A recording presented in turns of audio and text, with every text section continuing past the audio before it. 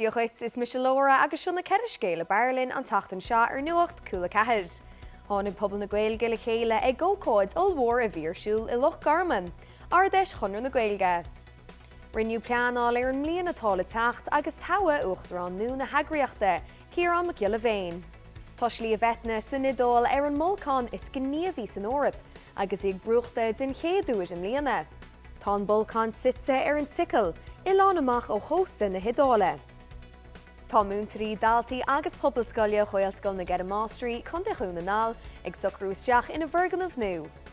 Ribh seo chaisiad 5 bliana is fiche a fólam I bhirganmh réimhíonta. Tá caint na siochána ar siúl faoi láthaid le críoch a chur leis an goga idir an Ucráin agus an Rúis. Tá airí Eorpacha tagtha le chéile le labhairt faoi chóirsaí siochána, an tar go nóthaí achtracha Thomas Burns an áibh, agus tá ag súil go deochfar a réiteachs na seachtainní amach rún.